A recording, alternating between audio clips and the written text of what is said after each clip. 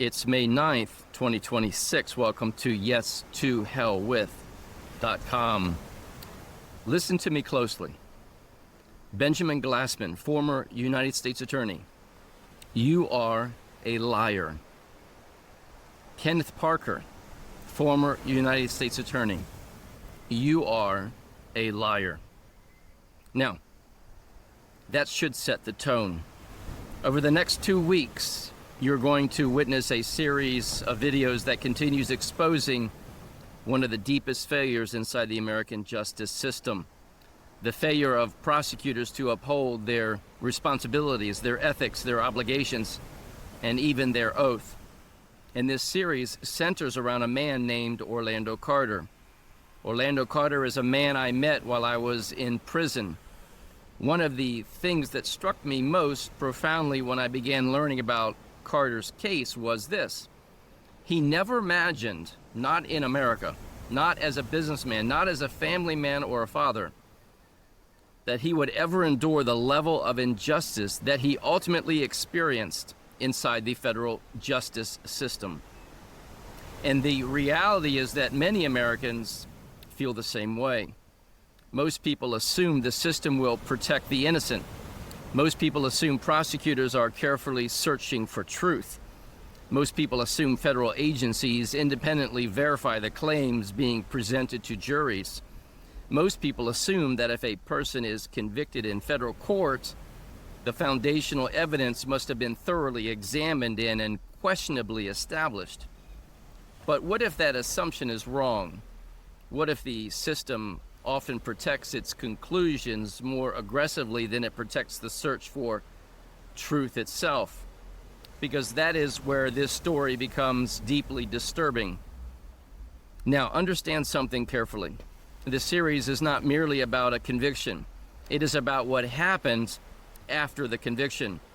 Because unlike many criminal cases that disappear quietly into history, this case is still ongoing. It has not ended. Years after conviction, years after imprisonment, years after release, the search continues for records, banking instruments, agency correspondence, OCC findings, contradictory federal positions, questions concerning the alleged allegation at the center of the prosecution.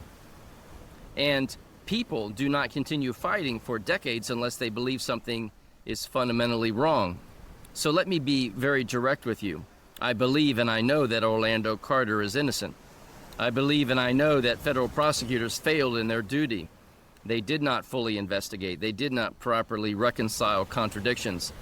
They did not independently verify the underlying structure in the manner that the public assumes they did. Instead, they pursued convictions. They pursued narrative. They pursued institutional preservation, not truth, not fairness, not justice. And I'm going to say something publicly and directly by design. Former United States Attorney Benjamin Glassman, you are a liar.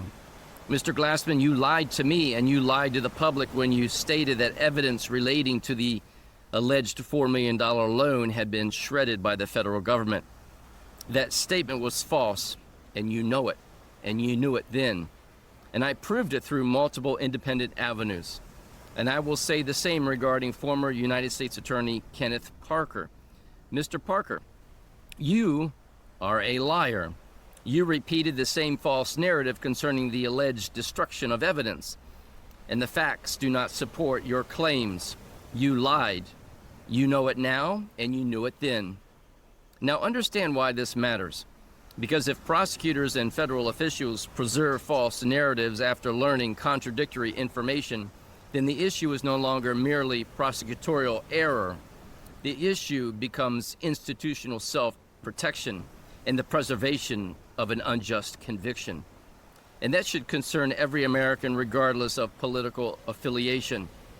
Because what happened to Orlando Carter can happen to anybody. That is the larger warning here. And that is why this series matters.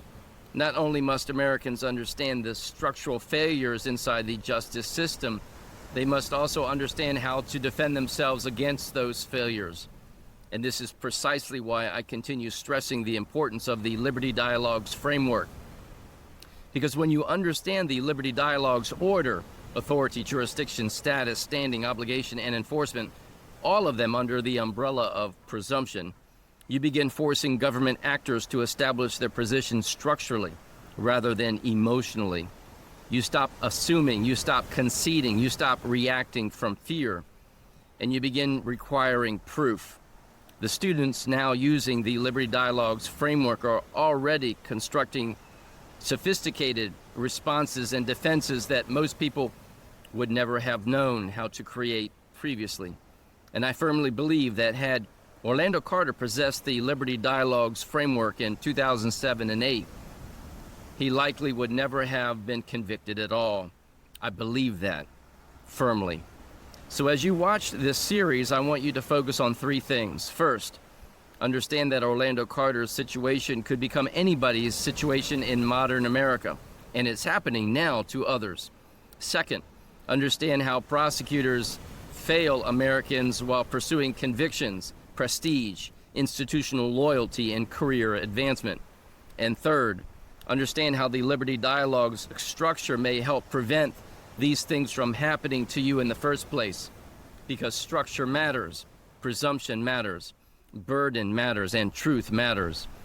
And the moment Americans stop blindly assuming that institutions always tell the truth, everything changes. This series begins now. And as always, may truth reign supreme.